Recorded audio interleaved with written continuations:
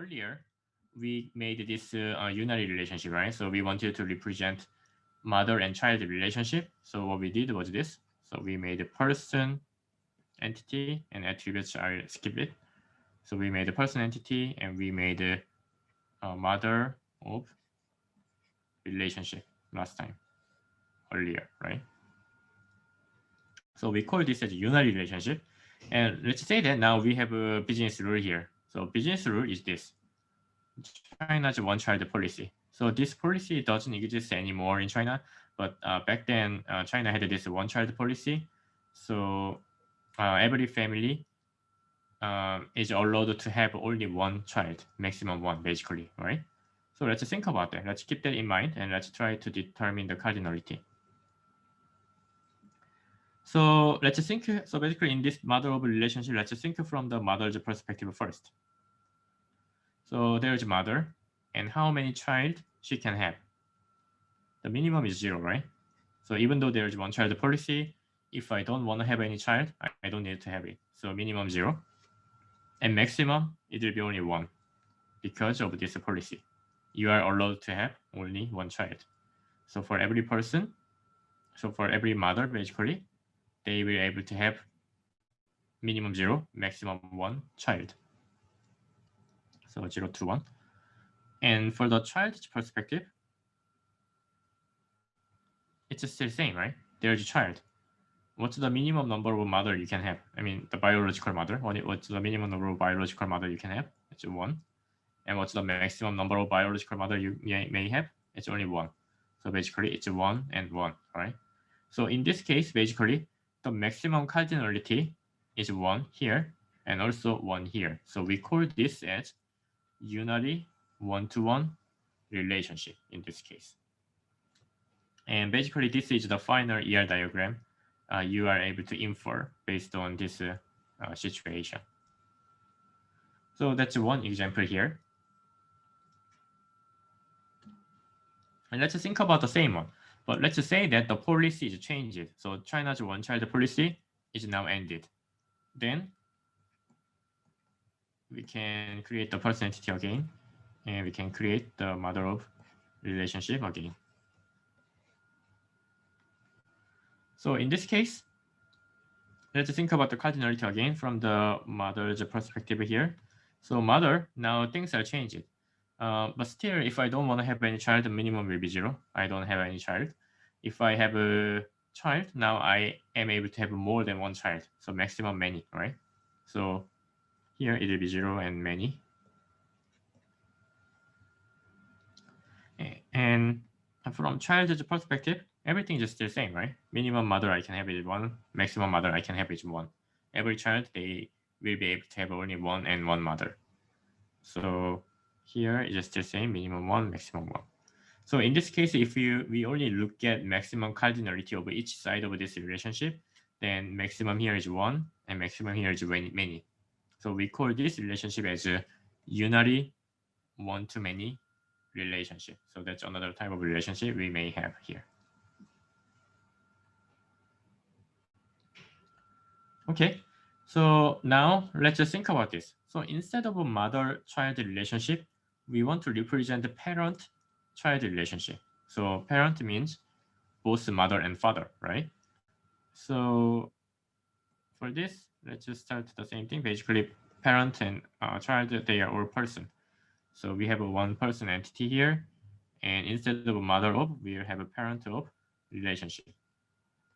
So this relationship is still within person entity, right? So one person is parent of another person, like this. So now let's think about the cardinality here. So from the parent perspective, so I'm a father or mother, then how many child I may have? Minimum 0, still same. Maximum many. So it's the same, right? So it's 0 to many child each parent may have.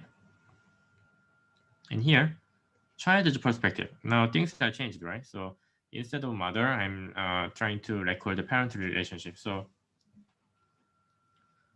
parent, basically, they are mother and father. So there are 2 people, right?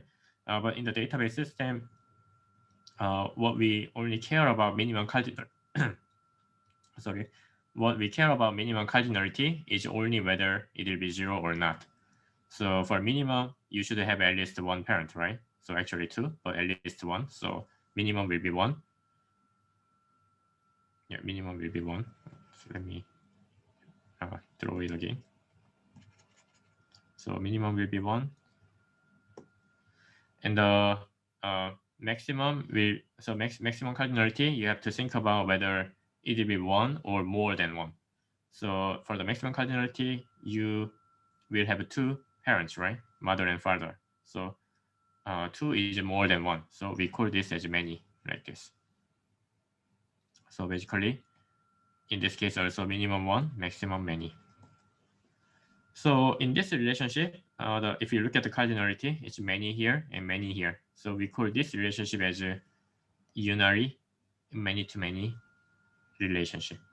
So that's another type of relationship you can have based on this cardinality and based on this design. So those are 3 types of unary relationship you may have: unary one-to-one, unary one-to-many, unary many-to-many. And let me show you some examples of the binary relationship. Yeah, so it's the thing. So let me talk about this again. So the question is this: why the minimum is 1, right? When everyone has 2, right? So it's because of the database design. So in the relational database design, they cannot represent a minimum 2 or something like that. They are only be able to assess. So for the minimum cardinality, they are only able to assess 2 things. It should be either 0 or 1. So basically, if it's not 0, you have to put it as 1, something like that. So for minimum cardinality, 0 means 0 for sure, and 1 means actually not 0. So there should be at least one entity, one record should be there. And same for the maximum cardinality. Maximum cardinality is able to identify only 1 or many. So 1 is, 1 means just 1. So there should be at least, there can be only 1 record at max. And many is more than 1, basically. So if it's more than 1, we'll simply use many. So in this case, actually for a child, minimum 2 and maximum 2 is the correct way, right?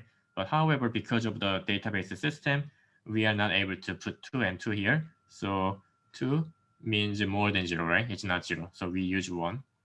And for the max, 2 is not 1, right? It's more than 1. So we use many. So that's why here we put 1 and many design like this. So yeah, I hope this makes sense. This clarifies your question. If you have any other question, you are free to ask on the Zoom chat box again. Okay, let's look at the next one. Yeah. So let's talk about binary. Let me show you some examples of binary relationship and different cardinality type. Earlier, I gave you this example, right? Professor apply for a parking permit in a university. So let's draw here again. So there's a professor entity. So let me skip the attributes again.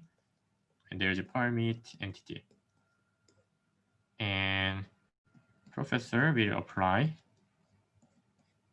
for parking permit like this. So that's what we made earlier, and we call this as a binary relationship. So now we have a business rule here. So we say that only 1 permit is allowed for each professor. So let's think about that. So professor apply for parking permit. So from the professor's perspective, how many permit they can have? So let's say that I'm a professor, but I don't really drive. So I don't apply for parking permit. That's possible. Then minimum, it will be 0. So I don't apply. And maximum, because of this business rule, only 1 permit is allowed. Maximum, it will be 1. I am able to have only 1 permit at max. And let's think from the permit perspective. So for each permit, if it's issued, it should belong to at least 1 professor, right? If there's a permit which doesn't belong to anyone, that doesn't make sense. Then why does the permit exist, right? So if there is a permit, it should belong to at least 1 professor. And Yeah, maximum one professor. So each permit should belong to one and only one professor. So in this case, the maximum cardinality here is 1, and maximum cardinality here is 1. So we call this as binary one-to-one relationship. So that's one example. And let's look at another example here. So the same business event. So professor here applying for permit, the same business event. However, we have a different rule, right?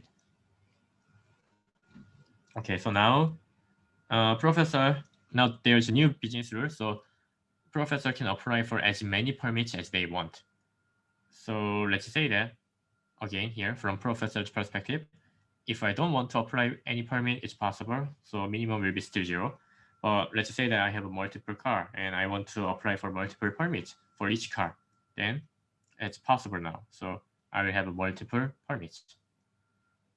So it's minimum 0, maximum many. And from the permits perspective, it's still the same, right? If there's a permit issued, it should belong to at least one person. And maximum, it can be owned by only one person. So still minimum 1, maximum 1. So in this case, if you look at the maximum cardinality of this relationship, it's 1 and many. So we call this as binary one-to-many relationship in this case. Okay, so let's look at one more example here, the last one. So we have now new business rule. So we have 3 business rules in total. The last one is a permit can be shared by multiple professors. So the university wants to utilize a permit more efficiently, and they want to maximize the usage of the space. Then they may allow sharing the permit across multiple professors. So in this case, let's think about this. So we have the same business event. So we have the same professor entity here and same permit entity here and the same relationship, binary relationship in the middle like this. So here, from the professor's perspective, it will be the same. So he are still able to apply for as many permits as they want. So minimum 0, maximum many. So that's the same. So minimum 0, maximum many is still there. And from the permits perspective, now things are changed. So if there is a permit issued, it should belong to at least one professor. So there should be an owner, at least one owner of this permit.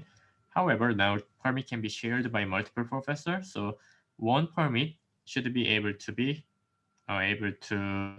owned by multiple professors. So maximum many. So in this case, we have a minimum 1, maximum many. So one professor may use this permit during the daytime, and another professor may use this permit during the nighttime, something like that. In this case, if you look at this relationship again, the maximum cardinality of each side, it will be many and many. So both sides are many. So we call this as a binary many-to-many relationship. So that's an example of 3 different types of binary relationship: binary one-to-one, binary one-to-many, and binary many-to-many, like this.